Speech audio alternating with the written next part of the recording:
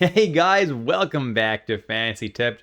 Julian here for another great episode. Today is about terrifying studs. What that means is players that are studs, but I'm a little bit scared to draft them for various reasons. I'm going to go through 7 players today who are known as studs in the NHL that are guys that you might want to think twice before you draft them. They're not necessarily bad picks, but they're just guys that you want to think about a little bit more because they might be a little bit riskier. Before we get into it, guys, please drop a like and hit that subscribe button if you haven't already. Hit that join button on YouTube or on Patreon to unlock my draft rankings, to unlock access to the Fantasy Tipped Members Exclusive League. That's definitely something you want to do because spots are filling up fast. There's not too many spots left. If you do decide to join through YouTube and not Patreon, send me your email address to fantasytipped@gmail.com. Thanks so much, guys, and I will jump right into it now. My first terrifying stud is Dougie Hamilton. And yes, guys, he was an absolute stud 2 years ago. Unfortunately, last year he spent almost the entire season injured. Why he's a little bit terrifying is last year Luke Hughes manned that top power play the whole season. Does Luke Hughes keep PP1? If he does, Dougie Hamilton's ceiling is nowhere near as high as it was a couple of years ago. He's the type of guy to go one season on, one season off, and so on. So by that logic, this should be his season on. That's not exactly the soundest logic to be making your drafting decisions on.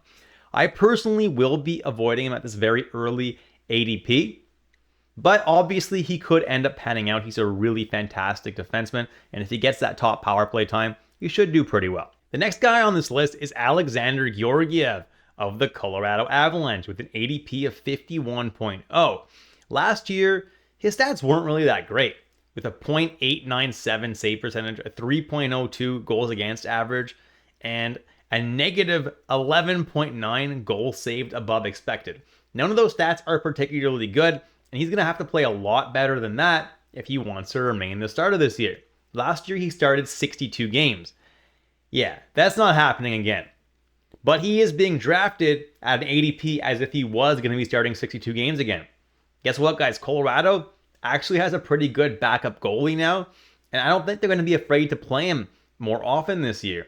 Georgiev is not going to get as many starts. And if he sucks quite a few games in a row like he did at a few points last year, they may give Annunen more and more starts if Annunen is playing well. That's why I'm worried about drafting Georgiev, and especially at this ADP, it's not worth it to me. Annunen could steal quite a bit of starts this year.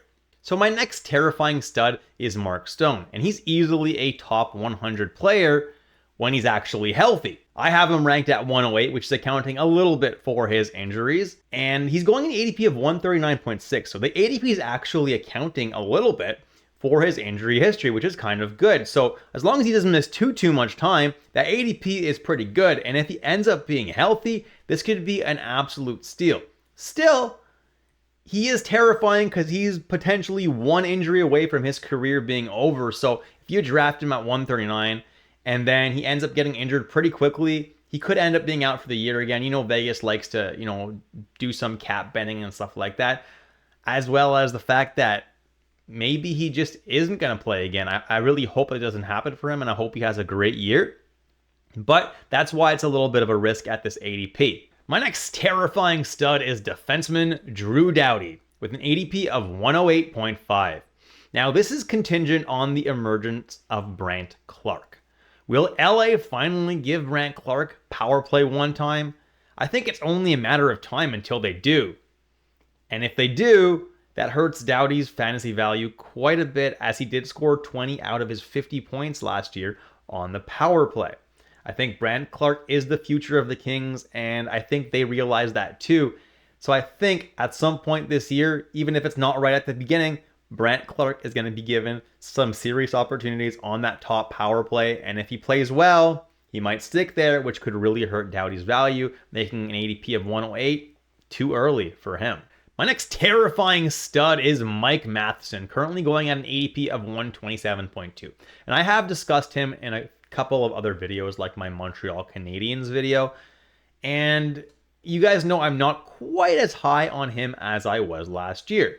The reason being Lane Hutson's emergence. I do think Lane Hutson is a stellar young player. I think he will crack the team this year. And if he does, it's hard to imagine Montreal not wanting to give him top power play time. Obviously, if they give Lane Hutson top power play time, that's going to eat into Mike Matheson's points. Mike Matheson scored a large portion of his points last year on the power play. So if he's not getting that top power play time, that really does reduce his value a lot. There's no guarantees that he's going to lose a top power play or retain the top power play, but that's why I've dropped him a little bit in my rankings, and that's why he's a little bit scary to draft. Obviously, at this ADP, it's not the biggest risk in the world drafting him, and if he does drop a couple more rounds later than this, he might be worth taking a stab at because he definitely has some huge upside still. My next terrifying stud is Frederik Andersen of the Carolina Hurricanes, currently going on an ADP of 77.8. Now, injuries are the reason I have him as a terrifying stud. These are how many games he's played in each of the last 4 seasons. 24, 52, which is good, 34, and 16. Overall, not great. This ADP is very bad because it's really early if he gets hurt again and doesn't play a full workload. Okay, so maybe Carolina decides to play it safe, and to keep him healthy, they split 50-50 with Kochetkov, in which case he gets 41 starts if he stays fully healthy. And even if he does, this ADP is too early for him to only be getting 41 starts. I'm avoiding him unless he drops quite a bit in my drafts. And even then, his injury history makes me think twice before I consider drafting Frederik Andersen. And my final terrifying stud is Andrei Svechnikov with an ADP of 45.1. And just like Frederik Andersen, his teammate, he's an injury risk. These are how many games he's played in each of the last 5 seasons. 68, 55, 78, which is not too bad, 64, and 59.